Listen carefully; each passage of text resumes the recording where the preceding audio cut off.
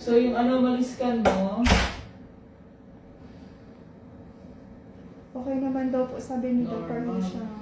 So, ang next ultrasound mo, between 32 to 34 weeks. Opo, sabi po. Ang laki na ng tiyan niya. Grabe. Ang si Doc. Check ulit ng heartbeat. Si baby. Ni Doc. Babae. Babae. Opo. Ay, ikaw babae. Nakabuka ka? Pati na, Doc. Yan. Baby girl. Ito, babae. Oy, baby girl. Ayan o. The baby girl. We have a Ayan. baby girl. Ayan si Ayan baby. ang Oh. nakaharap. Ayan o. Wow. Hello. Malaki na siya, Doc. Yung eyes niya, ayan. Ano yung gumagalaw, Doc? Ayun. Heart. Heart. Ito yung eyes niya, nose, yung ito yung heart. Heart. Ayan o.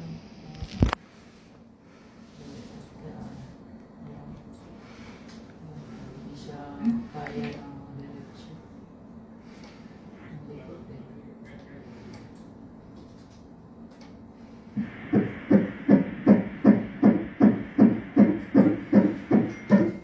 Okay, fetal heartbeat is 158. Okay. Mm.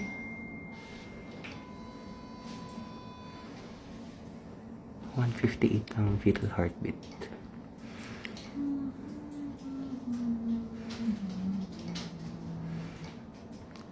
Six months.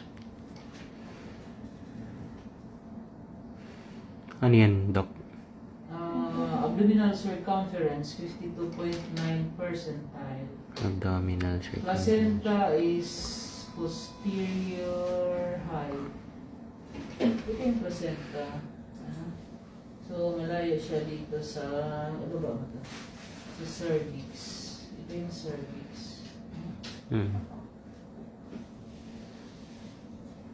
So, ano siya? Bridge, ano? Kasi ang head nandito sa taas. Ano? Nakabaliktad siya. Suhi siya ngayon. Pero umiikot yan, Doc. Oo. Yun. Minsan, hindi. Oh. Dalawa na yung pasyente ko ngayon na hindi umikot. Trinay namin na i-external cephalic version, nag-fail. Hindi talaga siya umikot. Kasi yun yung mga from the start, bridge talaga sila na hindi umikot. Kaya hindi talaga sila umikot kahit inikot namin. Hmm. Kaya nag-end up pa rin sila ng cesarean. Isor na talaga. Naka-bridge mo yan si baby. Nakadiretso yung ano niya, isang leg. Yung right leg niya Nakabaluktot. isang naka-bend. Ano? Ang cute.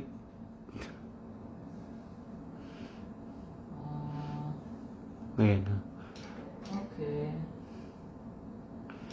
Ang kulit. Femoral end.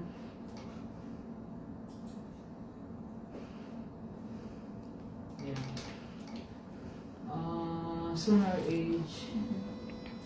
24 weeks, 2 days, 731 grams. Okay. Okay naman na ito. Okay. Thanks, God. Thanks, God. So, may mga multivitamins and calcium. Ubus na daw. Lahat? Last day ko na today nung sa multivitamin. Sabay na ako. Yung calcium, paubos na rin siya, doctor. Sige. Si Dr. din.